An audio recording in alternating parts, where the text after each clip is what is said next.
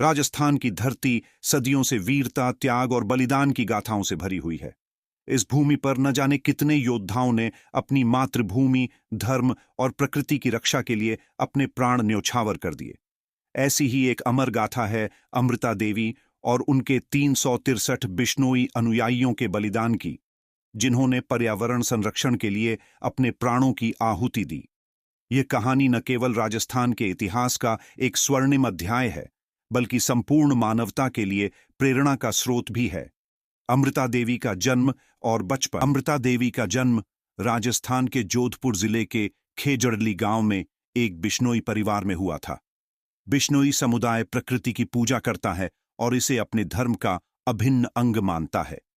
बचपन से ही अमृता देवी ने अपने माता पिता राजू जी व हंसा देवी से प्रकृति प्रेम और सेवा का पाठ सीखा। उन्होंने देखा कि उनके पूर्वजों ने खेजड़ी के वृक्षों की रक्षा के लिए कड़े नियम बनाए थे और वन्य जीवों को अपने परिवार का हिस्सा माना था। बचपन से ही उनके भीतर प्रकृति के प्रति गहरा सम्मान और संरक्षण की भावना जागृत थी। जब अमृता देवी युवा हुईं, तो उनका विवाह राम जी बिश्नोई से हुआ। राम जी भी एक पर्यावरण प्रेमी थे और दोनों ने मिलकर गांव में वृक्षों और वन्य जीवों की रक्षा करने का संकल्प लिया। उनका जीवन सादगी और सेवा से भरा था। वे खेतीबाड़ी करते थे और अपने खेतों में खेजड़ी के वृक्षों की देखभाल करते थे। खेजड़ी का वृक्ष राजस्थान में रेगिस्तान की जलवायु में भी हरा भरा रहता है। यह न केवल छाया प्रदान करता है, बल्कि इसकी पत्तियां पशुओं के लिए चारा होती हैं और इसकी जड़ें जमीन में पानी बनाए रखने में सहायक होती हैं। बिश्नोई समुदाय इस वृक्ष को अपनी संस्कृति और धर्म का प्रतीक मानता था। सन 1730 में जोधपुर के महाराजा अभय सिंह ने अपने महल और अन्य निर्माण कार्यों के लिए बड़ी मात्रा में लकड़ी की आवश्यकता जताई। उन्होंने अपने सैनिकों को आदेश दिया कि वे आसपास के जंगलों से खेजड़ी के वृक्षों को काटकर लकड़ी इकट्ठा करें। उस समय अमृता देवी अपने पति और तीनों बेटियों के साथ खेतों में काम कर रही थीं। जैसे ही गांव वालों को पता चला कि सैनिक पेड़ काटने आ रहे हैं, वे तुरंत वहां पहुंच गए। अमृता देवी ने सैनिकों से प्रार्थना की, लेकिन जब सैनिक नहीं माने तो उन्होंने निडर होकर कहा, सिर कट सकता है, लेकिन पेड़ नहीं कटने चाहिए। सैनिकों ने पहले उन्हें चेतावनी दी, लेकिन जब वे नहीं हटीं तो उन्होंने अमृता देवी की हत्या कर दी। अमृता देवी की शहादत के बाद पूरे गांव में जागरूकता फैल गई।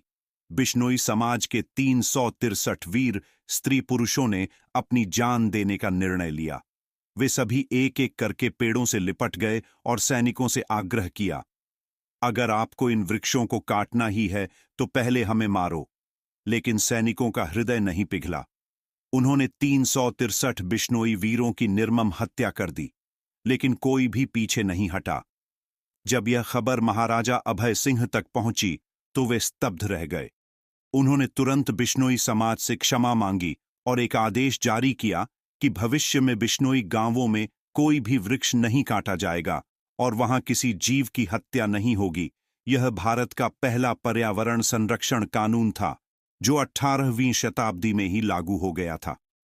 आज भी बिश्नोई समाज अपने पूर्वजों की परंपरा को निभाते हुए प्रकृति और वन्य जीवों की रक्षा कर रहा है।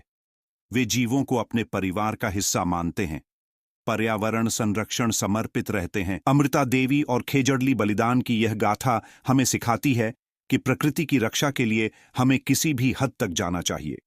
यह कहानी पर्यावरण प्रेम और निस्वार्थ बलिदान का अनुपम उदाहरण है।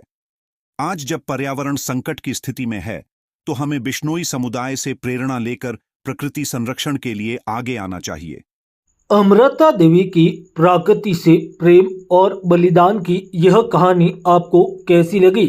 आपको अगर यह वीडियो पसंद आया है तो आप अपने विचार हमें कमेंट में ज़रूर बताएं।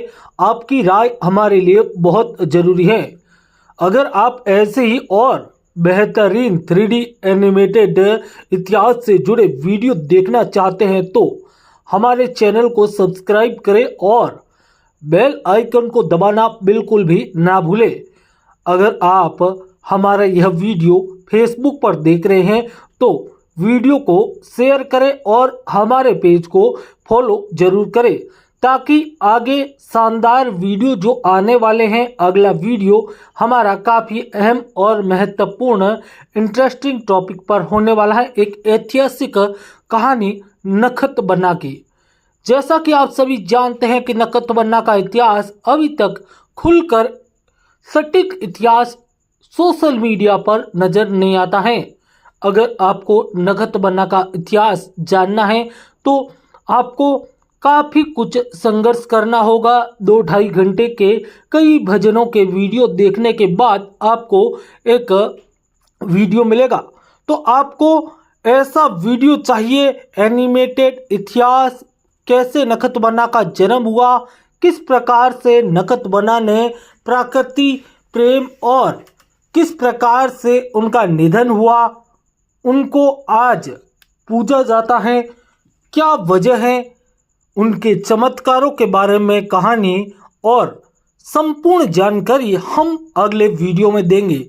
आपका प्यार और सपोर्ट हमारी प्रेरणा है। आप सभी का बहुत बहुत धन्यवाद।